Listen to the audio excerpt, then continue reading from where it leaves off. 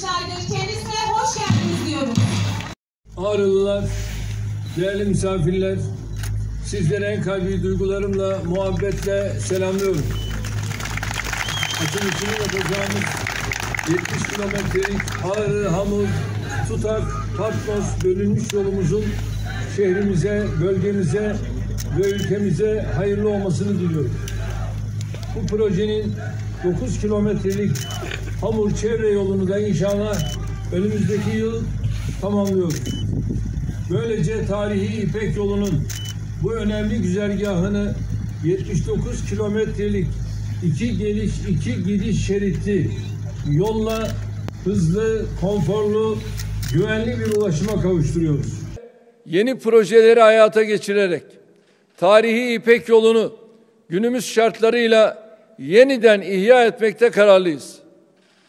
Geçtiğimiz 20 yılda şehrimize kazandırdığımız üniversitemizden yurtlarımıza, spor tesislerimizden hastanelerimize, toplu konutlarımızdan yollarımıza, baraj ve sulama tesislerimizden sanayi kuruluşlarımıza kadar nice eserlerle Ağrı'yı Türkiye yüzyılı için hazırladık.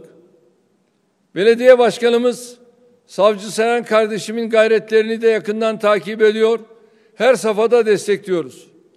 Ağrı'nın da 2023'te tercihini doğrudan yana kullanarak Türkiye yüzyılında hak ettiği yeri alacak yeni bir atılımı başlatacağına yürekten inanıyorum. Bölgenin tarım, hayvancılık, ticaret, sanayi, turizm potansiyelini daha etkin şekilde kullanabilmesine önemli katkıda bulunacağına inandığım Ağrı-Patnos yolunun şehrimize kazandırılmasında emeği geçenleri tebrik ediyorum. Değerli misafirler, Malazgirt'ten bu yana Anadolu'daki varlığımızın her günü bize bu vatanı çok görenlerin farklı kılıflar altında icra ettikleri tuzaklarla, oyunlarla, saldırılarla mücadeleyle geçmiştir. Sınırlarımızın hemen ötesindeki Azerbaycanlı kardeşlerimizin uzun yıllar boyunca işgal altında tutulan topraklarının görmezden gelinmesinin gerisinde de aynı anlayış vardır. Bölge ülkeleri bu sinsi ve riyakar tuzakları ancak birlik ve beraberlik içinde hareket etmeleri halinde bozabilirler. Hamdolsun bu konuda çok önemli mesafeler kat ettik. Serhat şehrimiz Ağrı daha düne kadar terörün ve doğudan gelecek tehditlerin gölgesinde yaşarken bugün istikbalimize umutla bakmamızı sağlayan gelişmelerin adresi haline gelmiştir. Çünkü Ağrı ülkemizden Kafkaslara, Orta Asya'ya, Güney Asya'ya, Çin'e kadar uzanan büyük potansiyelin tam merkezinde yer alıyor. Zengezur güzergahının da hayata geçmesiyle Ağrı'nın uç beyliğini yaptığı bu bölgenin ekonomik ve sosyal hareketliliği zirveye çıkacaktır. Tabii bunun için öncelikle ülkemizin güven ve istikrar iklimine, kardeşliğine, huzuruna sıkı sıkıya sahip çıkmamız gerekiyor. Yıllarca vaktimizi ve enerjimizi heba eden, canımızı yakan, dikkatimizi dağıtan terör belasını başımıza musallat edenlerin gayesi elimizdeki imkanı kullanmamıza mani olmaktı. Hamdolsun artık bu dönem geride kalmıştır. Türkiye'yi yatırım, istihdam, üretim, ihracat ve cari fazlayla büyüterek hedeflerimize yaklaştıkça geçmişte yaşadığımız tablonun karanlığını daha iyi görebiliyoruz. Dün açıklanan 2022 yılı 3. çeyrek büyüme rakamları doğru istikamette yürüdüğümüzün en son işaretidir.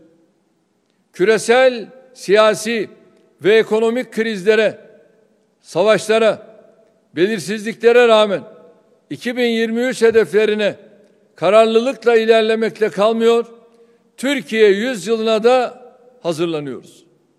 Yerli ve uluslararası yatırımcıları, Ağrı'dan başlayarak 81 vilayetimizin tamamında kendilerine sunduğumuz destekleri, teşvikleri, kolaylıkları değerlendirmeye davet ediyorum. Biz dünyanın neresine gidersek gidelim, muhataplarımıza hep gelin birlikte kazanalım diyoruz. Üreterek, istihdam ederek, ihracat yaparak ülkemize katkıda bulunmak isteyen herkese aynı çağrıyı yapıyoruz. Gelin şehrimize yapacağımız yatırımlarla hem siz kazanın hem ülkemiz kazansın. Bu duygularla bir kez daha açılışını yaptığımız Ağrı, Hamur, Tutak, Patnos yolunun hayırlı olmasını diliyor. Emeği geçenleri tekrar tebrik ediyorum. Sizleri sevgiyle, saygıyla selamlıyorum. Kalın sağlıcakla.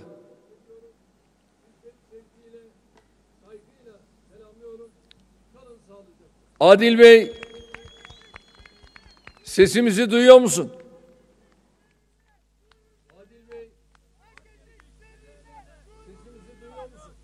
Sayın Cumhurbaşkanım, Ağrı'dan bütün Ağrılı kardeşlerimin sizlere selamlarını, saygılarını iletiyorum. Evet, ben de şu anda karşımda Ulaştırma ve Altyapı Bakanımız Adil Bey'i görüyorum. Ağrı Valisi Osman Varoğlu görüyorum. Bunun yanında AK Parti Ağrı Milletvekili Ekrem Çelebi'yi görüyorum. Diğer tarafta Ağrı Belediye Başkanı Savcı Sayan'ı görüyorum. AK Parti 23. dönem Ağrı Milletvekili Abdülkerim Aydemir Bey'i aynı şekilde görüyorum. Karayolları Genel Müdürü Abdülkadir Uraloğlu'nu görüyorum. AK Parti Ağrı İl Başkanı Halil Özyolcu'yu görüyorum. Milliyetçi Hareket Partisi Ağrı İl Başkanı Selahattin Aktaş Bey'i görüyorum. Aynı şekilde Büyük Birlik Partisi Ağrı İl Başkanı Salih Girgin Bey'i görüyorum. Tutak Kaymakamı Enis Aslan Tatar'ı görüyorum. Tutak Belediye Başkanı Bülent Duru Bey'i görüyorum. Tutak AK Parti İlçe Başkanı Mehmet Sayan Bey'i görüyorum. Karayolları 12. Bölge Müdürü Alparslan Eşlik Bey'i görüyorum. Ve yüklenici firma Nesçe grubun yönetim kurulu başkanı Nesim Çelik Bey'i görüyorum. Evet, şu anda kordela önünüzde, makaslar sizde. Bugünün hatırasına makaslar bir hatıra olarak sizde kalacak. Kordelayı bu şekilde kesiyoruz. Ya Allah, Bismillah, yolumuz aydınlık ve açık olsun.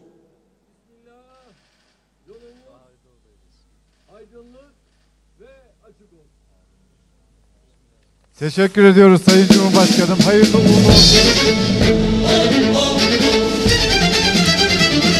Evet, bir dakika.